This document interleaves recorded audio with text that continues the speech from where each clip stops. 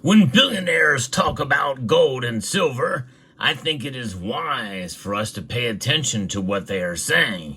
And in this case, it is a valuable lesson we're about to learn about gold and silver from billionaire Jim Rogers. Let's talk about it as we explore.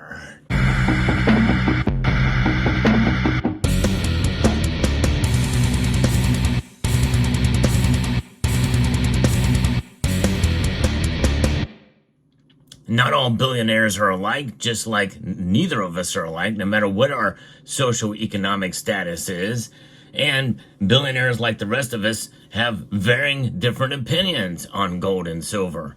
But I believe no matter what their opinion is, we should listen to their experience. We can learn from it. Why? Well, because billionaires, they don't have it. It doesn't come easy to them.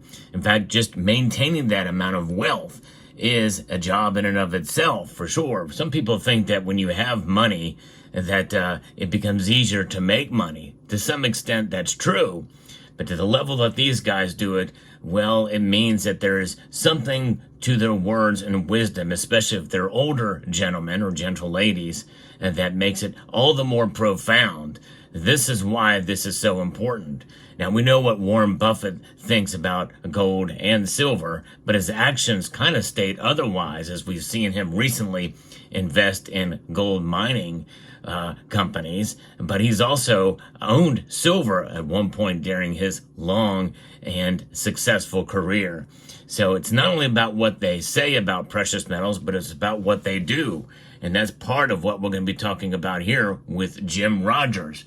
There's a piece from ndtv.com that gives some insight from an interview from the end of Jim Rogers here, that he himself is an old peasant, if it were, regarding precious metals, and that they have helped him during hard times. And when you think about a peasant, a lot of us think about, that word as derived from those who struggle economically and socially in the East. And I think that's a wise choice of words here. Billionaire investor Jim Rogers has said that he gained a lot of insights about gold and silver. And it's not from the rich and powerful, it's from women in India. Speaking to NDTV Profit, the Singapore-based commodity guru and investor said Indian women's strong preference for these precious metals shaped his perspective. That's right. There's a lot of learning we can take from those women and from Jim Rogers himself. Having that global perspective, I think, is important, especially with regards to what is considered true wealth. And gold and silver indeed are it. It is a global phenomenon. And even though it is much more popular in some areas than others, even in those regions around the world where it's not, it is still known to be a valuable asset class, gold and silver, for sure.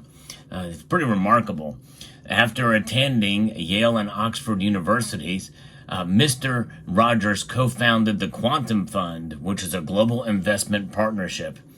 Speaking about his journey, the 81-year-old said he has made many mistakes in his life and explained why investing in precious metals is better.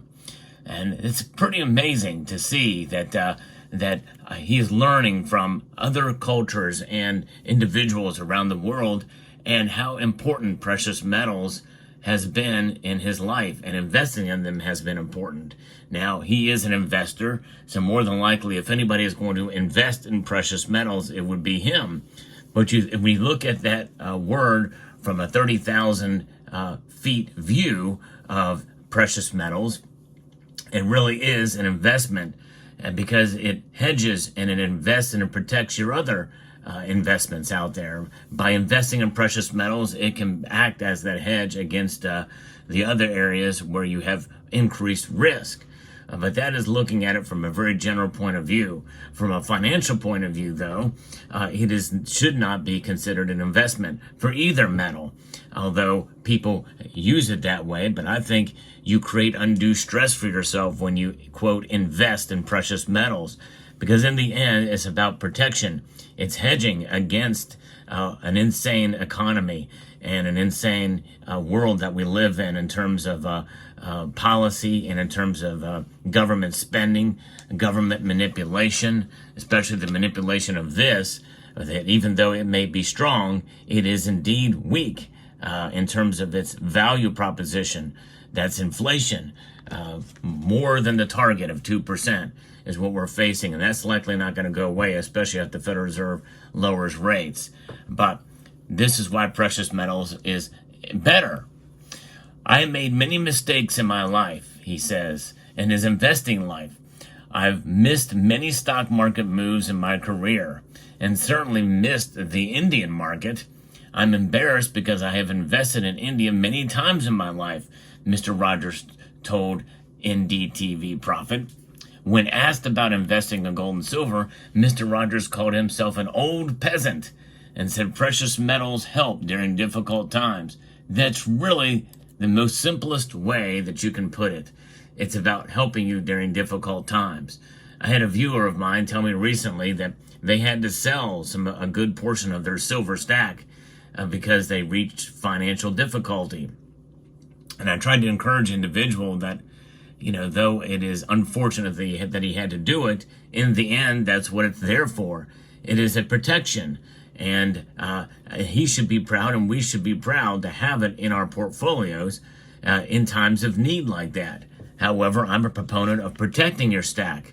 Maybe not at all cost, but at the costs that involve these. Having Federal Reserve's notes on your person or in the bank or what have you, we can have easy access to them. But I think it's a good idea to have some outside of the bank and have these on hand and to protect yourself, to protect your stack.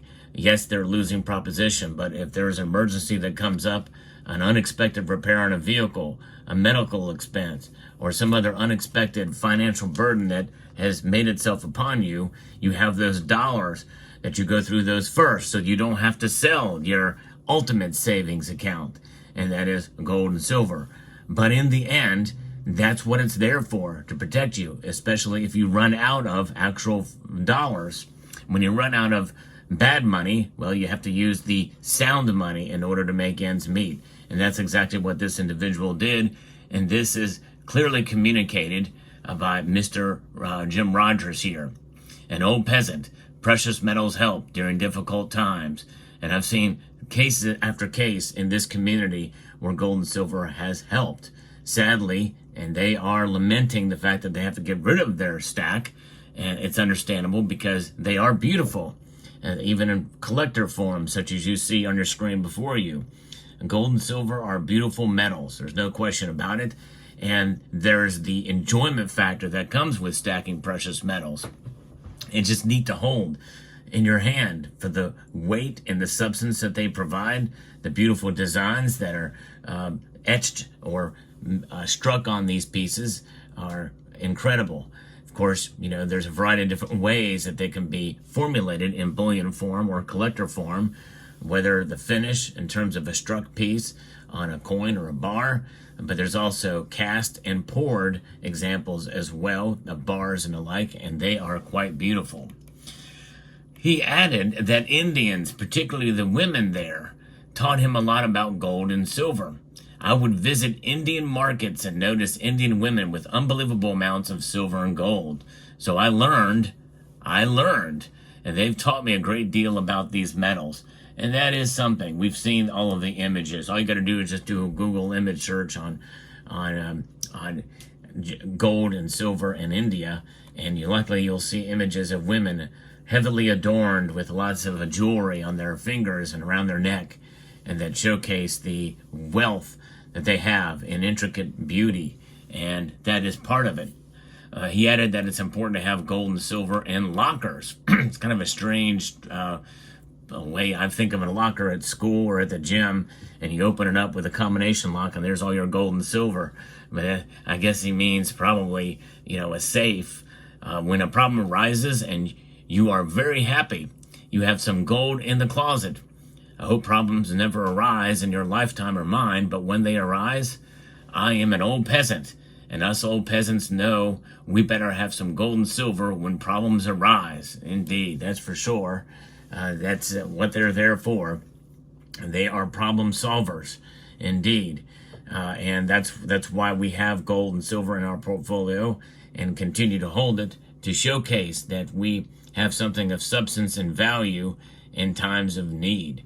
It is the ultimate savings vehicle. It is the ultimate backstop and protection that we have in order to be able to get ourselves out of the hole financially.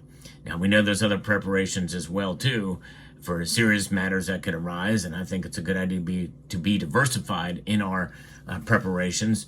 But as far as financially, gold and silver have been money for thousands of years. That has not changed, nor will it change, no matter what governments do, institutions, entities, technology. Nothing can compare to gold and silver. And I think this is a profound, and Jim Rogers understands this for the wise years that he has, for the wisdom he has acquired over his many years of investing. In fact, Quantum Fund, which was created by Mr. Rogers in 1973, gained 4,200% value in 10 years. And then he decided to retire at the age of 37. But after retiring, he continued managing his portfolio and became a full professor at Columbia University. So after all of that time, energy, and investing and making money, making dollars, which is unsound money, he learned very quickly what sound money is. Historic money that has intrinsic value over thousands upon thousands of years. Even before it was traded as money, it had value for its beauty and adornment.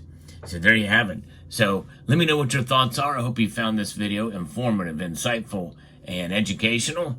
I'd like to extend a multitude of gratitude to each and every one of you for taking the time to watch, and to encourage you to please rate, share, comment, and subscribe.